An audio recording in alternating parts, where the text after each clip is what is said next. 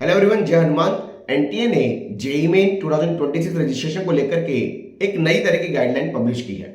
उम्मीद है वो सब चीजें आपको अभी तक पता चल गई होंगी कि फॉर्म भरने से पहले उन्होंने आधार कार्ड अपडेट करने की बात की है और कैटेगरी से जो बच्चे बिलोंग करते हैं उनके कैटेगरी सर्टिफिकेट को अपडेट करने की बात की है। पर इन बातों से एनटीए खुद ही एक तरीके से कंट्रोवर्सी में आ चुकी है, क्योंकि बहुत बड़ी संख्या में स्टूडेंट्स हमें अप्रोच कर रहे हैं कि सर, एनटीए ने जो 29 सितंबर रात 10 बजे के आसपास नोटिफिकेशन रिलीज किया था, उस रिलीज किए हुए नोटिफिकेशन के अकॉर्डिंग उन्होंने बोला है कि आप सभी आधार कार्ड जो कि फॉर्म भरने के लिए आपके डॉक्यूमेंट्स में नीडेड है। पहले तो उन्होंने ये दो चीजें क्लियर कर दी कि इस बार भी 2 सेशन में एग्जाम होगा, जनवरी और अप्रैल में, और दूसरी बात उन्होंने क्लियर कर दिया कि अक्टूबर में आपका फॉर्म रिलीज होगा। अब उन्होंने बोला है फॉर्म भरने से पहले स्टूडेंट्स के पास जो आधार कार्ड उसके फॉर्म भरने की डिटेल के लिए यूज आएगा, उसमें बच्चे अपना नाम और अपने डेट ऑफ बर्थ को 10th की मार्कशीट के हिसाब से मिला लें, जो कि नॉर्मल सी बात है, उसमें कोई प्रॉब्लम नहीं है। फिर उन्होंने आगे बोला कि आधार कार्ड में स्टूडेंट का लेटेस्ट फोटोग्राफ होना चाहिए, एड्रेस भी लेटेस्ट होना चाहिए। फादर नेम की बात करिए, वो तो लेटेस्ट होता नहीं, क्योंकि फादर नेम तो जो मार्कशीट में होता है वही बच्चा फॉर्म भरता हुआ आधार कार्ड में होता है, उसमें कोई प्रॉब्लम नहीं है। लेकिन लेटेस्ट फोटो बोल के उन्होंने इंडिया की इतनी बड़ी संख्या में, लाखों की संख्या में बच्चों को कंफ्यूज कर दिया है और अननेसेसरी का पेन क्रिएट कर दिया है। बच्चों को कंफ्यूजन ये है कि अगर हमने आधार कार्ड को 2 साल पहले, 1 साल पहले अपडेट कराया है, हमारी फोटोग्राफ 1-2 साल पुरानी है, तो क्या उसको लेटेस्ट माना जाएगा? नहीं माना जाएगा। बच्चों को डाउट है कि यार जो एड्रेस है, कई बच्चों ने स्टेट चेंज की है, उनका आधार कार्ड कहीं और का है, वो किसी और शहर में एग्जाम सेंटर देना चाहते हैं, तो क्या एड्रेस दोबारा अपडेट कराना होगा? इन दोनों चीजों को लेकर के बहुत बड़ी कंट्रोवर्सी आ चुकी है। तीसरी इंपॉर्टेंट बात, कैटेगरी सर्टिफिकेट को लेकर के बोला है कि स्टूडेंट को category certificate OBC, EWS, SC, ST का अपडेटेड और वैलिड रखना होगा। हम अगर देखें तो लास्ट ईयर 2025 के अंदर जेईई के फॉर्म में पहली बात उन्होंने जो डिटेल मांगी थी, उसमें आधार कार्ड में केवल नाम और डेट ऑफ बर्थ का रिलेशन ही मांगा था कि ये चीजें मार्कशीट से मैच होनी चाहिए और कोई फॉर्म में भरनी है। बट इस बार उन्होंने लेटेस्ट फोटोग्राफ लेकर के, लेटेस्ट फोटोग्राफ, लेटेस्ट एड्रेस लिख करके बहुत बड़ी प्रॉब्लम क्रिएट कर दी है। चलिए थोड़ा सॉल्यूशन की बात करते हैं।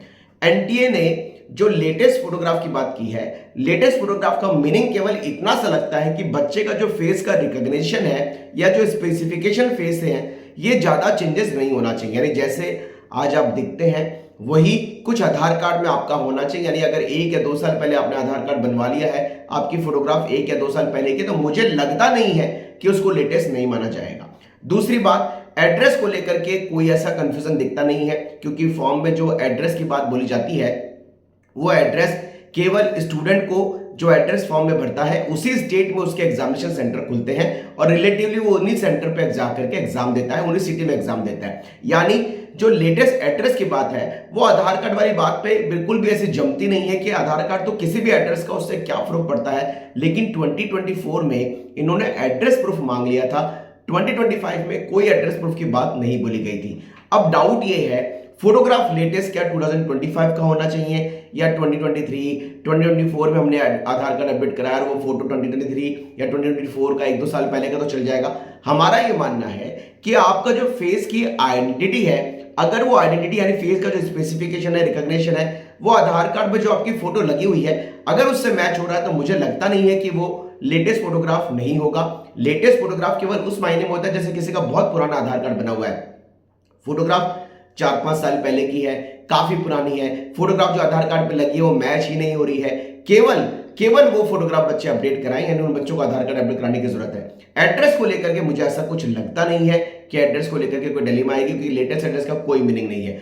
बहुत करते भाई, कैटेगरी सेट वाले बच्चे बहुत परेशान हो रहे हैं, क्योंकि category OBC, WS, SC, ST वाले बड़ी संख्या में बच्चे जो जेईई एग्जाम देते हैं। लास्ट ईयर तो हमने देखा था 50% बच्चा ऐसा था जो ओबीसी और ईडब्ल्यूएस का था, 14 लाख में से 7 लाख बच्चा ऐसा था जो ओबीसी डब्ल्यूएस का था। लेकिन इस बार इन्होंने अपडेटेड कैटेगरी सर्टिफिकेट बोल करके बच्चों को कंफ्यूज कर दिया है। अपडेटेड कैटेगरी सर्टिफिकेट का मतलब ये है कि आप सभी ये जांच कर लें, ये सभी आप देख लें कि आप जिस भी कैटेगरी को फॉर्म में भरने जा रहे हैं, वाकई में आप उस कैटेगरी में आते हैं, आप वैलिड है। उन्होंने बोला आगे कैटेगरी सर्टिफिकेट वैलिड होना चाहिए, यानी हमारी जो कैटेगरी है वो वैलिड कैटेगरी होनी चाहिए। ऐसा नहीं कि हम फॉर्म में भर रहे हैं, बाद में हम डॉक्यूमेंट नहीं बनवा पा रहे।